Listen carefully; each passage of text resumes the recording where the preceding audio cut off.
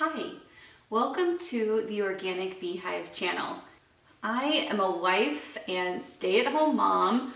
We are a single income family and my passion has been homemaking, but it has been a challenge to do that on a budget. So if you are interested in homemaking as well, but also with that side of frugality, then I encourage you to hit that subscribe button. In today's video, we are going to talk gardening.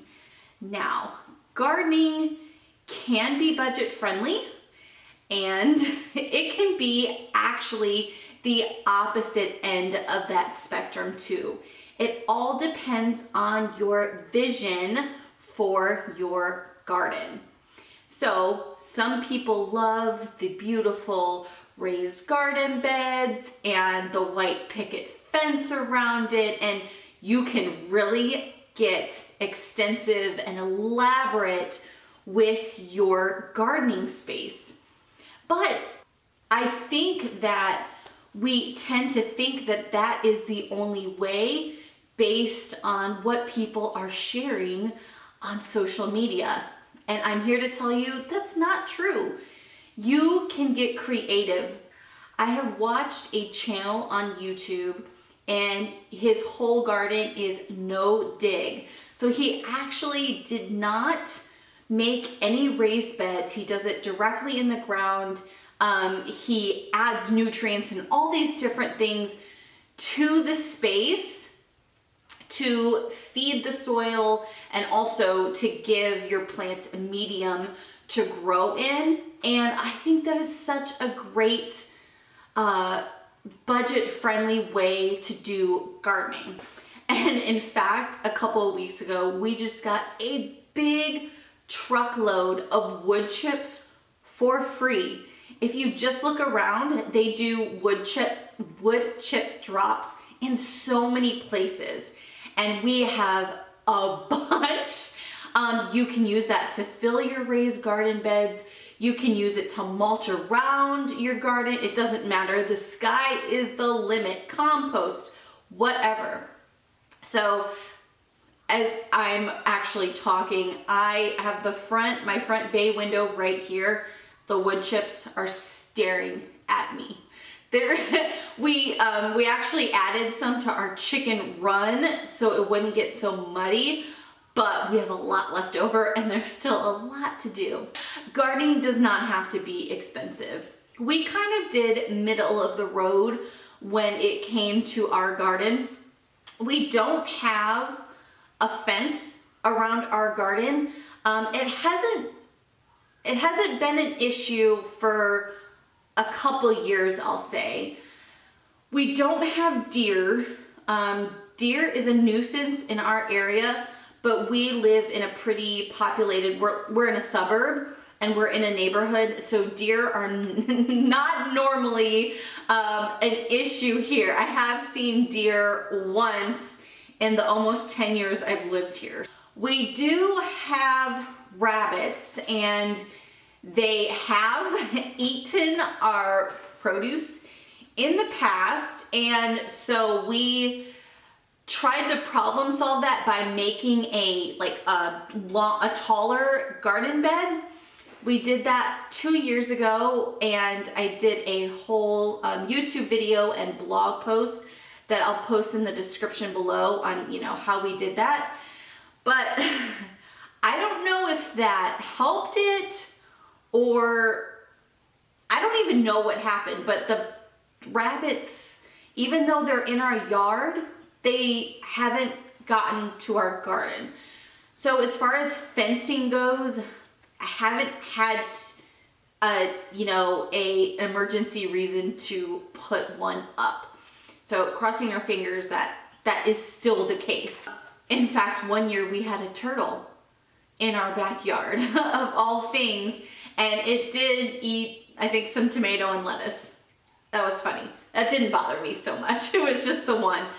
All that to say, we're kind of the middle of the road where we want to, be budget friendly, but also make it look nice because we do live in a neighborhood, and honestly, if it came to selling one day, like that would be an attraction.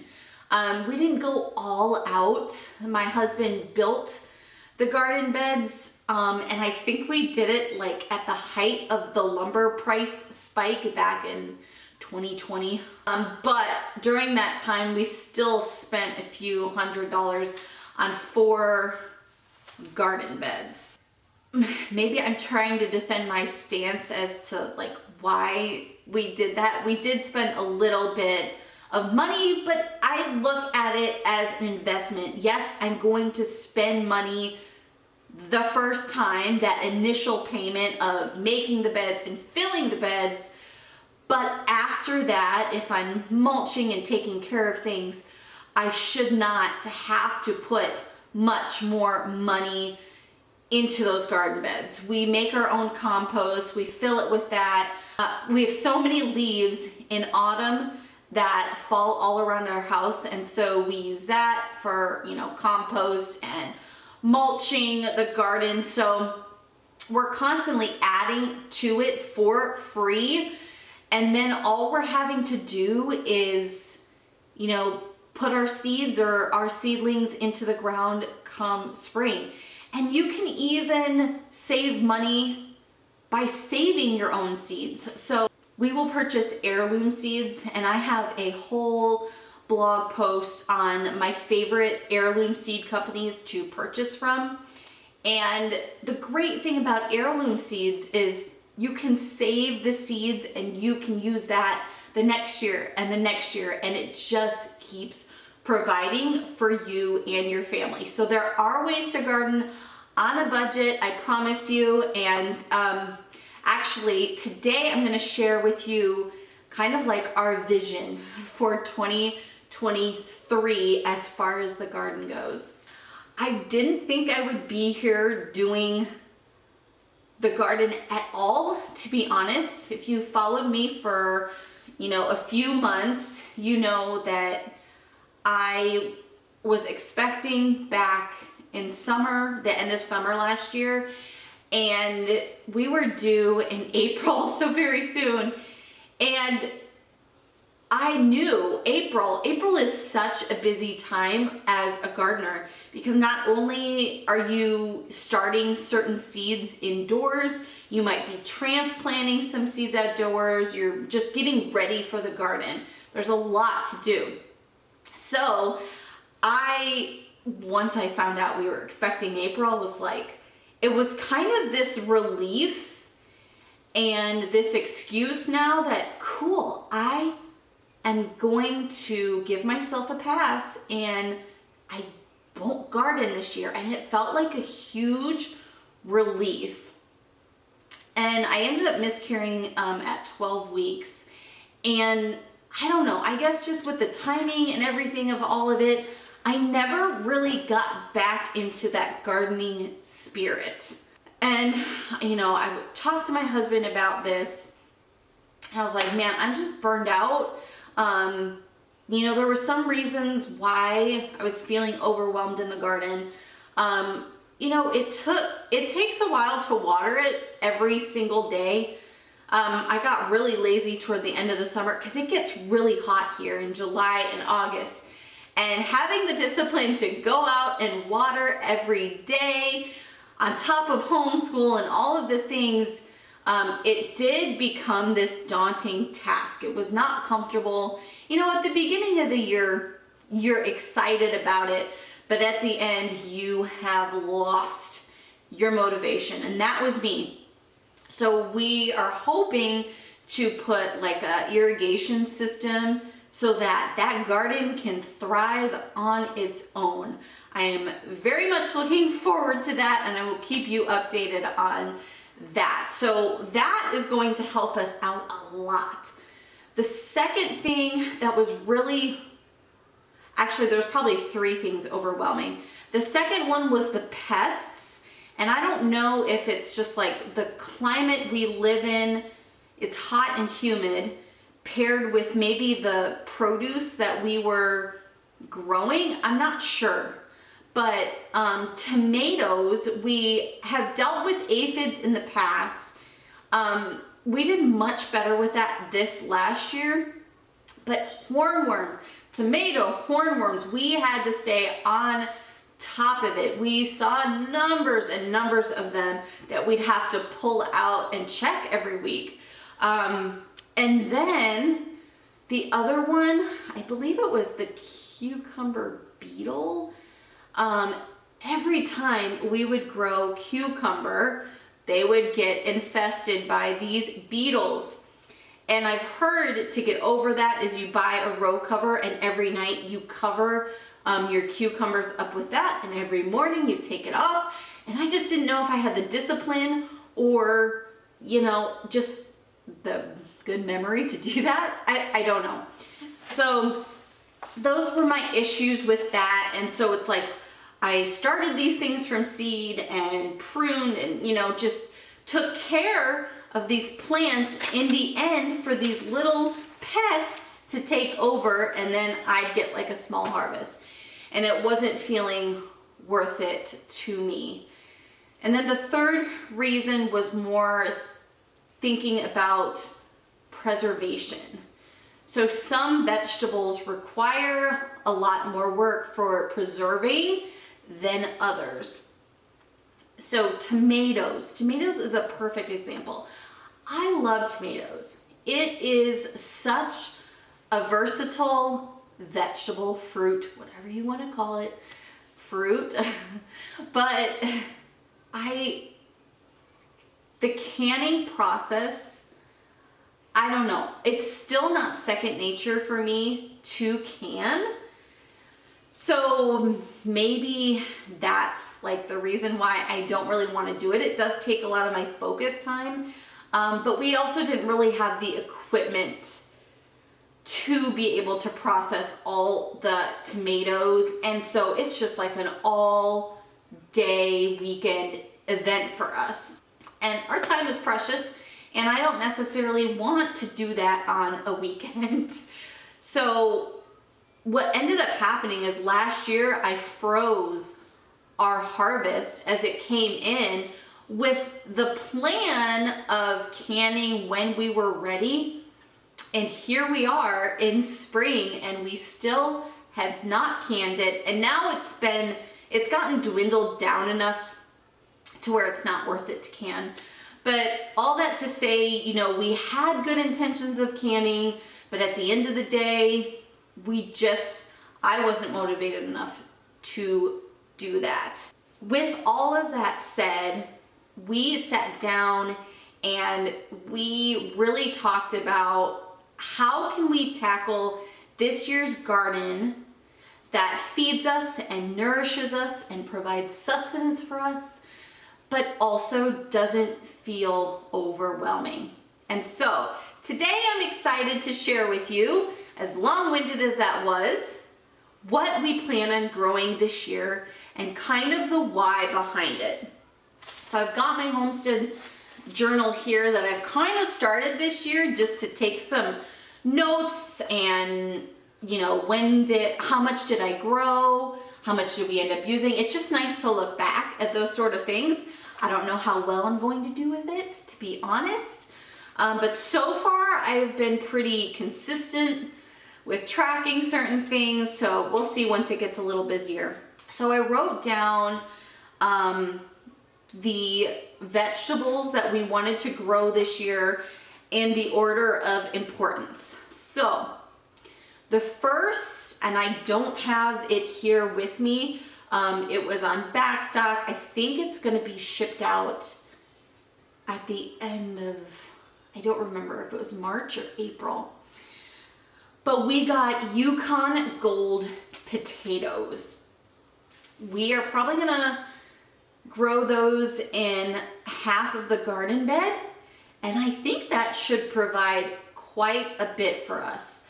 Like I said, we haven't grown these before. I don't know why we haven't grown them before, because we eat potatoes all the time. You know, hash browns for breakfast, or French fries with dinner, or mashed potatoes with meatloaf. There's so many different ways you can cook potatoes, and we do all those different ways, but we have yet to grow them for some reason. And they're so filling too. So I know if we ever had a rough time, you know, financially in the family, or just, I don't know, in our climate, and who knows? I mean, COVID happened, 2020, who knows what else could happen. So it's nice to know that I have got a produce in the garden that is just so filling and will get us through a hard time. So I'm hoping that it will provide a lot of potatoes for us, and they're just so easy to store. Store them in a cool, dark place and you're good. So easy. I love the idea of it feeding us. And also the second thing we thought about growing was onion. I got this yellow of Parma from, I believe this is Baker Creek Heirloom seeds. I've ordered from them a lot. I've been pretty happy. I've been growing onions for, I don't know, 3 or 4 years now. I've been really happy for the most part. I've been very successful. These are easy to store. I cure them once they're harvested, and then they last all winter. But last year, I don't know what happened, because it's like I did the same things that I always do, and I just, I think my germination rate was off, and then whatever was planted in the ground, like half of them died, and what was left, they were really tiny, puny onions. So I was kind of disappointed from last year's harvest. But like I said, all the other years I've done it, it's worked great. I plan on planting about 55 to 60 of these out in the garden. And again, versatility. Onions, soup, I mean, there's so many things to do with onions. So that is our second produce vegetable that we are going to grow. The third one, sorry, I've got my seeds off camera here. I gotta find, okay. The third one are beans. We have not really grown beans before. I'm not sure why. Maybe because maybe on a day-to-day basis we don't really eat it. But then, I don't know. When I think about it, I'm like, man, we do eat like green beans and stuff a lot. So I don't know. This is more an experiment for us, but when you think about all the different cultures around the world and their history, every culture somehow incorporated beans into their agriculture. It's so nutrient dense, and it doesn't take up a lot of room. We got pole beans, so they will grow very tall, but yeah, we're gonna try this out. We got greasy grits. This is also from Baker's Creek. And the idea was, you know, I think we're gonna do 2 plants, one for like fresh beans that we can pick right off the vine. And then also the other one, I think we're just gonna dry out. So let's see if I can get it out. We eat a lot of pinto beans in our family. So if you look at the seed, it looks like a pinto bean. So it would be ideal to be able to dry these and just use them like we normally do for beans. So we're gonna see how it goes. We kind of really weren't sure what variety to go for. So like I said, this is an experiment. The fourth, this is a new thing we are growing this year. Squash. Squash is not something we have really incorporated into our daily lives. And so I am a little nervous trying this because, you know, I always say only grow what you're going to eat. But at the same hand is I don't mind squash. This could be great in soup, you know, butternut squash soup or a pie. I mean, I could totally use this in place of pumpkin for pumpkin pie, you know? So, but this provides sustenance and also it's easy to store again, right? You pick and you keep it in a cool, dark place. So this is the North Georgia Candy Roaster Squash. It's supposed to be really sweet. It says it's an old Southern heirloom. It's pink and blue banana-shaped fruit to around 10 pounds. Delicious, smooth orange flesh. So hopefully we'll get a lot from a few of these plants. So we'll see how this goes. And the last thing is carrots. I've done carrots before, but I haven't taken it very seriously. Some people tend to think it's hard to do. You need specific soil. I don't know or it's hard to germinate. I don't know. I just kind of did it and it worked. They are smaller, I think, than what I'm used to from getting at the store. But now I've got mirepoix. I've got onion. I don't have celery. I have onion and carrot. So this is another versatile vegetable that we will definitely be using. And again, easy storage. Like that is really the reason behind why I chose the vegetables that we chose. So I'm really excited about this year's gardening venture aside from how I was feeling a couple months ago. But I think with that task in the back of my head of canning all the things, with that gone, I feel this relief. And it's always fun to try new things in the garden too. And I think that we are gonna get a lot of use out of the things that we are growing. Ideally, I would like to grow more, but as I said, we have 4 raised garden beds. We don't have a lot to work with. And we could add on to our garden, but to be honest, it's not in our budget right now. We worked on the coop, our chicken coop, exactly a year ago. We started that whole project. It has been such a work in progress, and we're finally nearing the finish line. And I think my husband and I are just like, we need a break from all these outdoor projects, because we've been going for the past few years. So the only addition we really plan on doing this year for our garden is around our chicken run. Now we kind of have like an edge of landscape that we can work with, which is kind of fun. And so we're probably going to concentrate more on like flowers.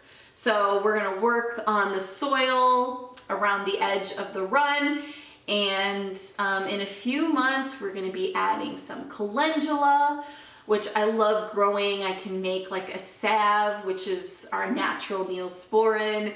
And we're gonna grow some sunflower, which I've never grown before, and I'm excited for that, which that'll feed the chickens and provide shade for the chickens in the heat of the day. And then we're gonna also grow some nasturtium along it, and it's just gonna grow up the chicken wire, and I think it's gonna look so good, and I can't wait to see it all come together, because right now it's just a complete mess.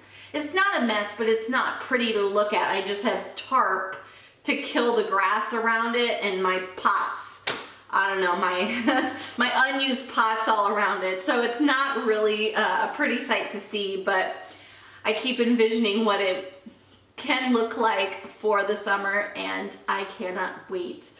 So I'd love to hear from you in the comments. what are you growing in the garden? Have you changed things up?